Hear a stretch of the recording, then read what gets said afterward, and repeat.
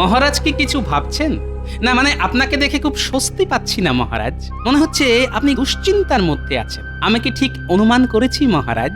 এটা খুব সাধারণ অনুমান গোপাল, এই অনুমান আমরা সবাই করছি। হ্যাঁ মহারাজ, আপনার দুশ্চিন্তার কারণ বলুন, যদি আমরা কিছু করতে পারি। মহারাজের কি তবে মনে নেই হর্ষ? তাই কি মহারাজ আপনি এতই বিমর্ষ? তোমরা সবাই জানো যে বছর একেবারে ভালো ফসল ফলেনি, প্রজাদের এবারে যথেষ্ট দুর্দশা চলছে।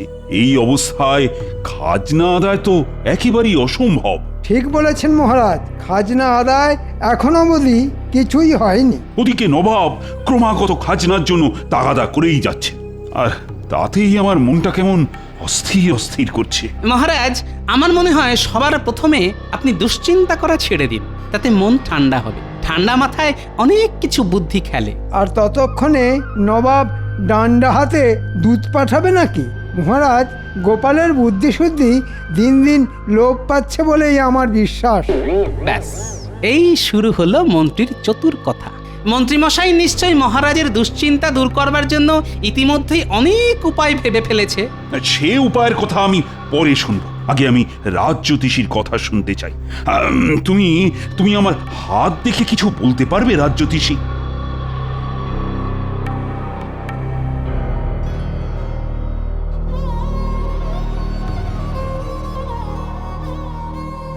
মহারাজ, আপনার হাত দেখে যা বুঝলাম তা হলো একটা অশুভ প্রভাব ছিল বটে। অশুভ? আচ্ছা, বেশ বেশ, তা এখন কি অবস্থা? সেই অশুভ প্রভাব কেটে গেছে, তাই আর আপনার বিশেষ কোনো চিন্তার কারণ নেই। চিন্তার কারণ নেই বলছো? তবে কি? মহারাজ, আমার মনে হয় এই সমস্ত গেঁয়ো যোগী দিয়ে আর কিছু হবে না। আমি কতদিন ধরে এখানে রাজজ্যোতিষী আছি সেটা কি ভুলে গেছেন মন্ত্রীমশাই? সেই জন্যই তো বলছি, আপনার সময় পেরিয়ে গেছে। মন্ত্রী, থামো দেখি। মহারাজ, আমি এমন একজন জ্যোতিষীকে চিনি যিনি হলেন ত্রিকালদর্শী। সব কিছু দোষগুণ উনি বলে দিতে পারেন, আর কোনো রকম সমস্যা থাকলে উনি তার বিধান দিতে পারেন। তাই বুঝি? ব্যাটার মতলব ঠিক ভালো ঠেকছে না। আপনি যদি তার সাথে দেখা করতে চান তাহলে তাকে রাজসভায় একবার আনা যেতে পারে। বেশ মন্ত্রী, তবে তাই হোক। আমি তার সাথে দেখা করতে চাই। তুমি তাকে এই রাজসভায় আনবার ব্যবস্থা করো। বিলক্ষণ মহারাজ।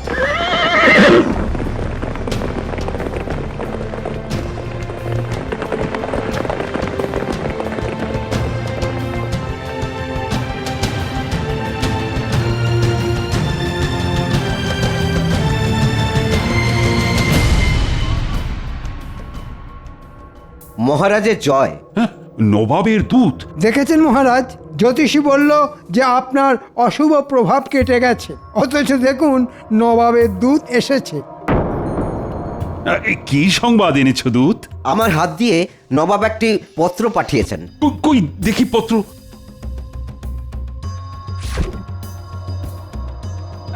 তুমি এখন যেতে পারো দূত। নবাবকে আমার কুশল জানিও।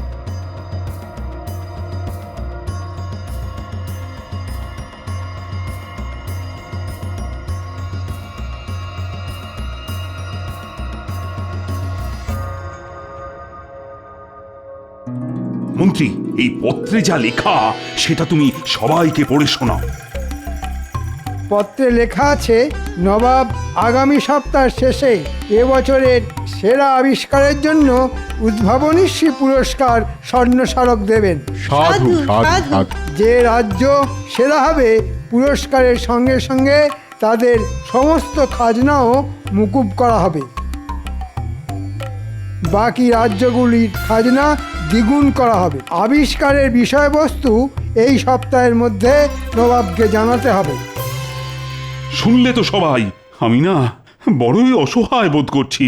সবাইকেই ভাবতে হবে আবিষ্কার বলে সবকিছুর দায় বিজ্ঞানীর, আর বাকিরা নাকে তেল দিয়ে ঘুমোবে। এমনটা কিন্তু চলবে না। বুড়ো রাজা এবার সত্যি সত্যি বিপদে পড়েছে। দেখি এই সুযোগে কিছু কামিয়ে নেওয়া যায় নাকি।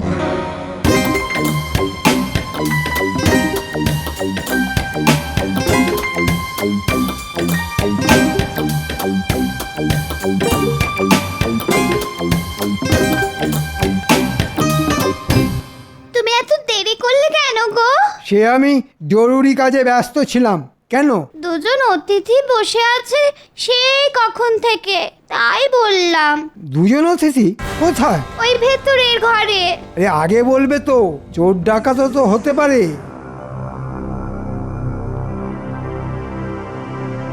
আপনারা কারা ঠিক চিনতে পারলাম না তো।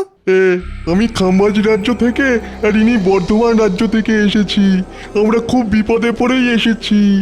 একমাত্র আপনি পারেন আমাদের বিপদ থেকে উদ্ধার করতে। সেটা কিরকম? আগে ওই আমাদের দেশে ওই আপনার কৃষ্ণনগরের মতো বিজ্ঞানী নেই, তাই নবাবের শর্ত রাখবার জন্য আমাদের কিছু আবিষ্কার করে দিতেই হবে। হ্যাঁ, আমরা নিশ্চিত সেই আবিষ্কার পুরস্কার পাবেই। এতে আমার লাভ? এতে আমরা আপনাকে 5,000 মোহর দেব। এ তো দারুণ দাম। শুধু 5,000 মোহর?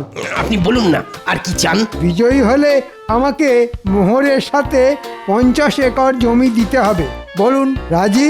আমরা রাজি। আপনি মোহরের সাথে জমিও পাবেন। ঠিক আছে, এখন আপনারা চলে যান।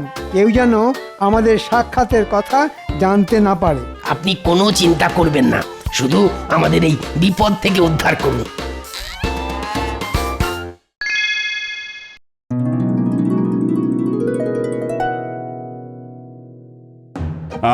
কাল আমি তোমাদের সবাইকে বলেছিলাম নবাবের পত্রের বিষয়টি চিন্তা করতে। তা আমি জানতে চাই তোমরা নতুন আবিষ্কার নিয়ে কেউ কিছু ভেবেছো কিনা।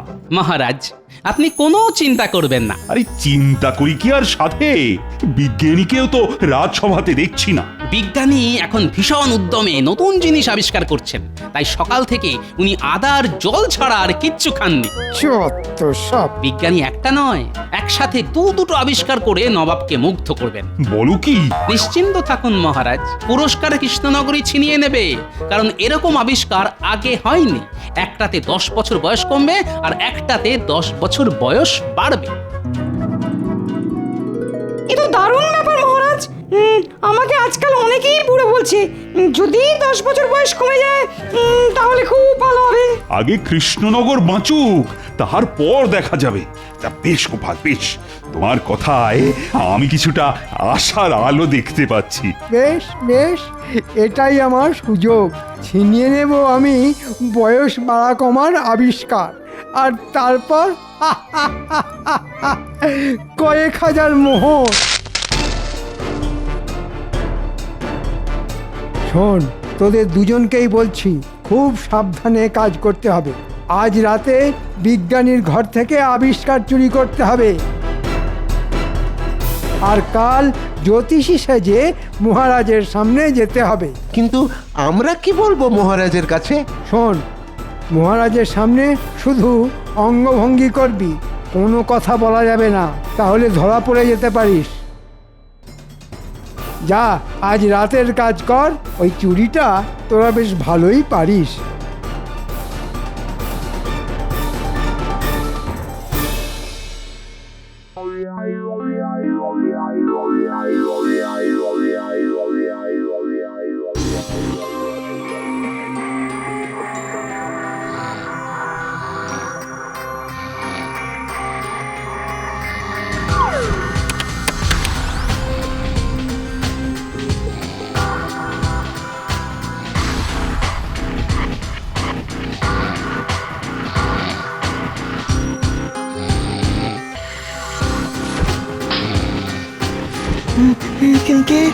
কে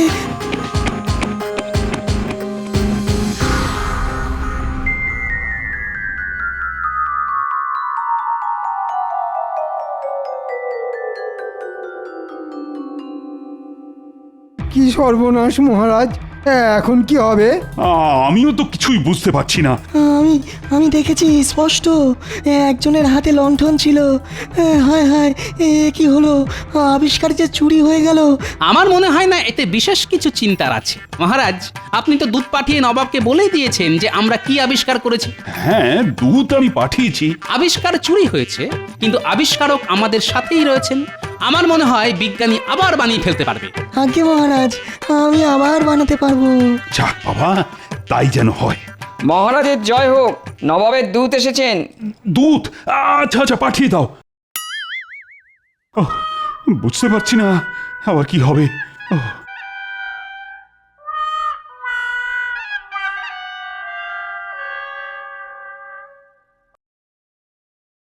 মহারাজ, নবাব বলে পাঠিয়েছেন যে কৃষ্ণনগর যে আবিষ্কারের কথা বলে পাঠিয়েছে সেটা ইতিমধ্যেই খাম্বাজ আর বর্ধমান রাজ জানিয়েছে। তাই কৃষ্ণনগরকে নতুন কিছু আবিষ্কার করে আনতে হবে। সে কি? বেশ বেশ, তাই হবে তাই হবে। তুমি এখন যেতে পারো। হ্যাঁ। কি সর্বনাশ, এখন কি হবে? আরে হাতে তো মাত্র 5 দিন। উফ, নবাবের যে কি খেয়াল হয়। বিজ্ঞানী, ও বিজ্ঞানী, তুমি বলো না এই 5 দিনে নতুন কোনো আবিষ্কার করতে পারবে? মহারাজ, আপনি তো সব জানেন। আপনি তো জানেন যে একটি আবিষ্কার করতে কত পক্ষ লেগে যায়, সেখানে মাত্র 5 দিন। আমি পারবো না মহারাজ, আমাকে ক্ষমা করবেন। ও গোপাল, তুমি আমার একমাত্র ভরসা। কিছু কি উপায় আছে? আমাকে একটু ভাবার সময় দিন মহারাজ। আরে আরে ভাবতে গেলে সময় তো লাগবে। কি ব্যাপার প্রহরী? মহারাজ, দুজন সাধু বাবা এসেছেন। সাধুরা বাইরে কেন মহারাজ? এ হলো আমার সেই ত্রিকালদর্শী জ্যোতিষী। সে কি? নিয়ে এসো মন্ত্রী।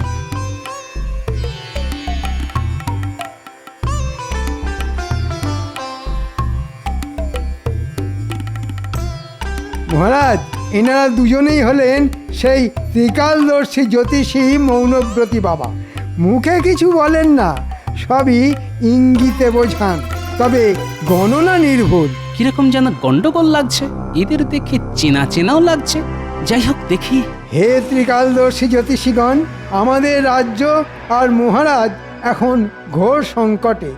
আপনারা গণনা শুরু করুন। আপনারা আকার ইঙ্গিতে যা বলবেন আমি সব বুঝিয়ে দেব।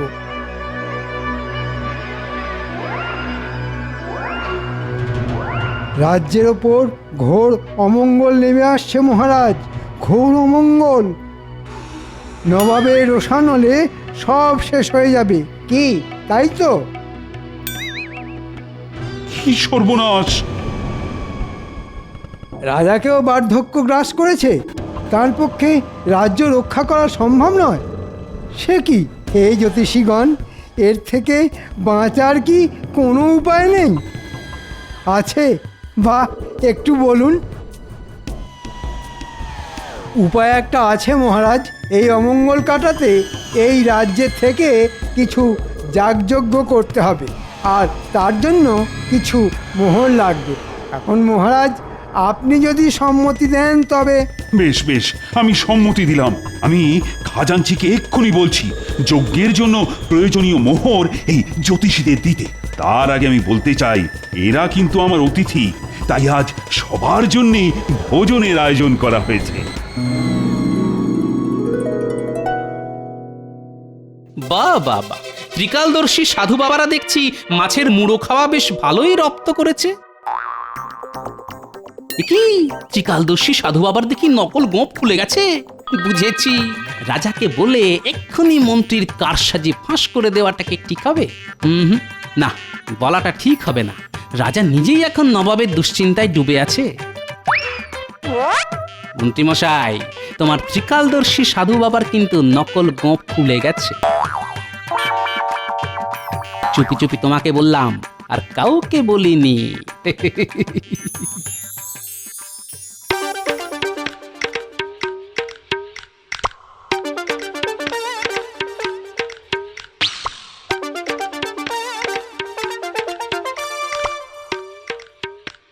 ব্যাপার বলো তো তোমার? হ্যাঁ, সেই কোন সকালে বেরিয়েছো, কোনো খবর নেই। বলি চিন্তা হয় তো নাকি?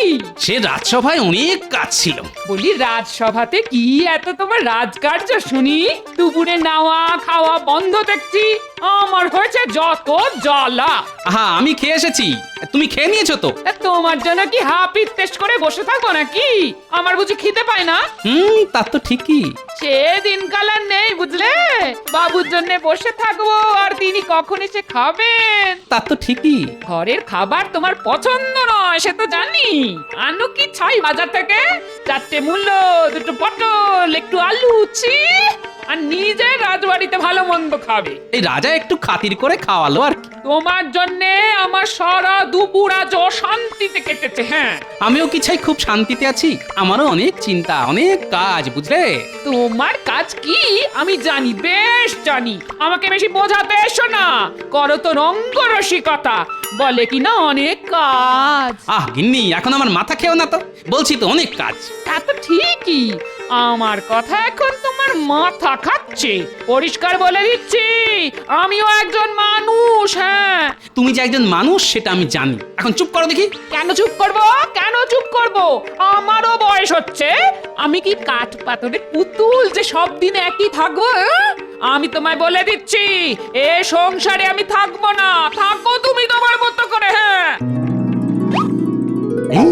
কি বললে তুমি গিন্নি?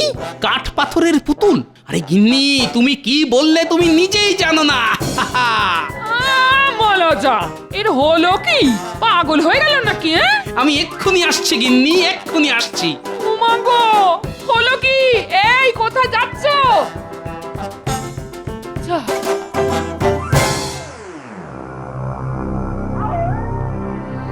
কাজটা ভালোই ভালোই হলো বটে, তবে মজুরিটা একটু বেশিই পড়লো। কিছু তো করারও নেই, হাতে যে সময় বড় কম।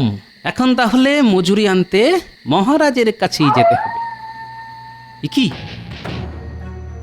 তুমি কিছু জানো না কিন্তু গোপাল, যা দেখেছো ভুলে যাও। মন্ত্রীমশাই, আপনি ভালো করেই জানেন যে ভুলতে গেলে মোহর লাগে। আমি সেটা বুঝেছিলাম। এই নাও তোমার ভাগের মোহর। ব্যাস, আমি সব ভুলে গেলাম মন্ত্রীমশাই।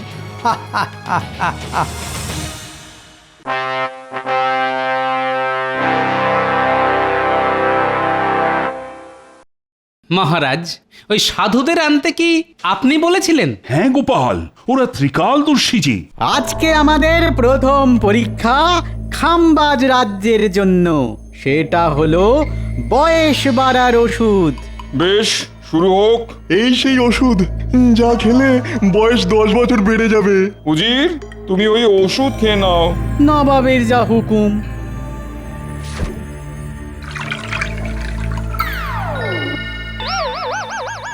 ও যে বাবা, আমি এত বুড়ো হয়ে গেলাম। 10 বছরে আমি যে ভীষণ বুড়ো হয়ে গেলাম নবাব বাহাদুর। বাহ, চমৎকার আবিষ্কার, চমৎকার আবিষ্কার।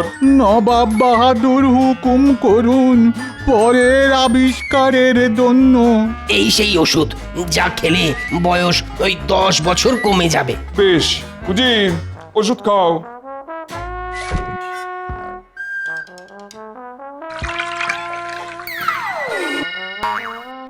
চমৎকার, চমৎকার। এবার এসেছে কৃষ্ণনগরের পালা। বলো, তোমরা কি আবিষ্কার করেছো? গোপাল, তোমার মুখ থেকে শুনি। আপনার দেওয়া শর্ত অনুযায়ী আমরা এমন জিনিস আবিষ্কার করেছি যা আপনার বয়স বাড়াবেও না, কমাবেও না। আপনি যেমন আছেন সারা জীবন নিজেকে ঠিক এইভাবেই দেখতে পাবেন। কই কই দেখাও সেই আবিষ্কার।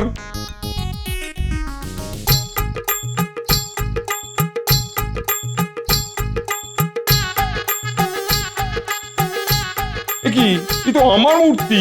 ঠিকই নবাব বাহাদুর, এই মূর্তিতে আজ যেমন দেখছেন নিজেকে, 5 বছর পর, এমনকি 50 বছর পরও নিজেকে ঠিক একইভাবে দেখবেন। দারুণ, দারুণ, সত্যি সেরা আবিষ্কার গোপাল। পুরস্কার তুমিই পাবে, সেই সঙ্গে কৃষ্ণনগরের খাজনাও মুকুব। নবাব বাহাদুর, এ কেমন বিচার? আমরা এত দারুণ সব জিনিস দেখালাম, আর গোপাল ওই মূর্তি বানিয়ে প্রথম পুরস্কার জিতে নিল। তোমাদের যে আবিষ্কার, সেই আবিষ্কার কৃষ্ণনগরও করেছিল, কিন্তু আগে না জানানোর জন্য আমি সেটা বাতিল করি। তবে গোপালের আবিষ্কার সত্যি অভিনব। কিন্তু কৃষ্ণনগরের মন্ত্রী আমাদের 5000 মোহরের বিনিময়ে এই আবিষ্কার দিয়েছেন। এখন সেও গেল, সঙ্গে দ্বিগুণ খাজনাও দিতে হবে। এরপরে মন্ত্রী আমাদের থেকে জমিও চেয়েছেন। এ কি কৃষ্ণচন্দ্র, তোমার মন্ত্রী তো দেখছি জোচ্চোর। মন্ত্রী? তবে এই ছিল তোমার মনে? দাঁড়ান মহারাজ, এখনো তো দেখার বাকি।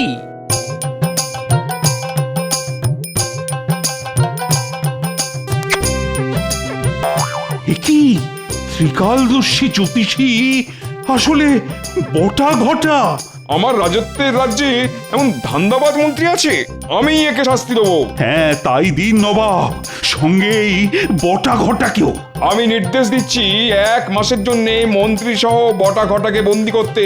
আমাকে বাঁচান মহারাজ, আমার খুব ভুল হয়ে গেছে, আপনার পায়ে পড়ি, আমাকে বাঁচান মহারাজ। না না, কোনো মুক্তি নেই।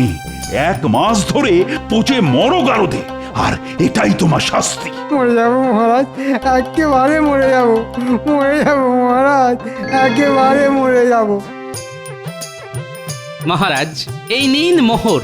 আপনার মন্ত্রী আমার মুখ বন্ধ রাখার জন্য আমাকে উপঢৌকন দিয়েছিল। মূর্তি বানাতে একটু শুধু খরচা হয়েছে মহারাজ। ওটা আমি আবার তোমাকে দিচ্ছি গোপাল, পুরস্কার হিসেবে।